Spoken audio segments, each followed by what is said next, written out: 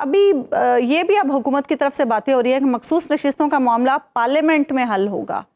Parliament اسے کیسے حل؟ پارلیمنٹ میں کیسے حل ہو سکتا ہے؟ پارلیمنٹ میں نہیں حل ہو سکتا. اس کے لیے اب سب کو عدالت کا فیصلہ ماننا پڑے گا. کوئی قرارداد لانے کی جو باتیں کی جا رہی ہیں، جو مرضی کر لیں، قرارداد لے ہیں، وہ پریس کانفرنسیں کر لیں، وہ سب مل کے اونچی اونچی آواز سے اپنے دلائل دیں، کچھ نہیں ہو سکتا.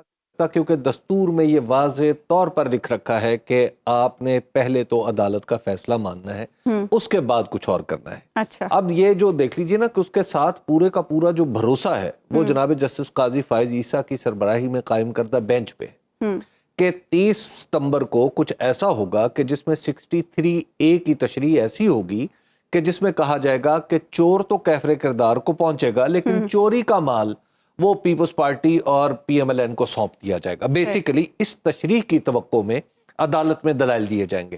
اب یہ دیکھنا ہے کہ ہماری عدالت کیا چوری اور چوری کے مال کو وہیں تحفظ دیتی ہے یا پھر اس کو ایسا کرتی ہے کہ اس کو نہیں، یہ جہاں سے لوٹا گیا وہاں پر واپس جائے. اب یہ نہ صرف ہمارا امتحان ہے، مطلب ہمارا بحیثیت قوم، بلکہ ہمارے جج صاحبان کا بھی امتحان ہے کہ جج صاحبان اخلاق کے اس واضح اور قانون کے اس واضح پرنسپل پہ کیا اور کس طرح کا فیصلہ دیتے ہیں.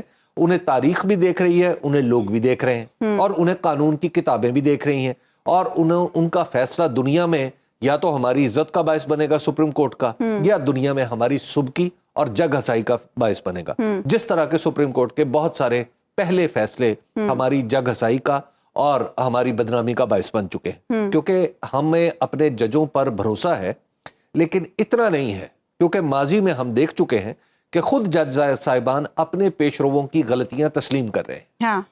ٹھیک ہے نا؟ اور پھر ایسے جج صاحبان بھی رہے ہیں یہاں پر کہ جنہوں نے پاکستان کو مصیبت میں پھنسا دیا، ریکوڈک کیس میں اور سٹیل مل کے کیس میں.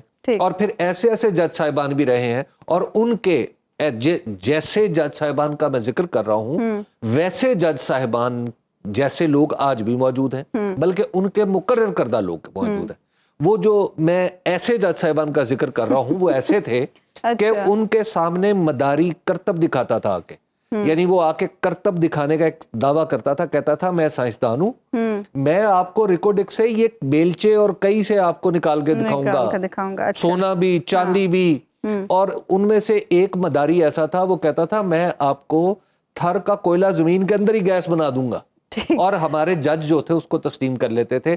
اللہ کرے اس کیس میں ہمارے جج صاحبان اس طرح کے کسی کرتب دکھانے والے کو سامنے قانون کی مثالیں پیش کرتے ہوئے نہ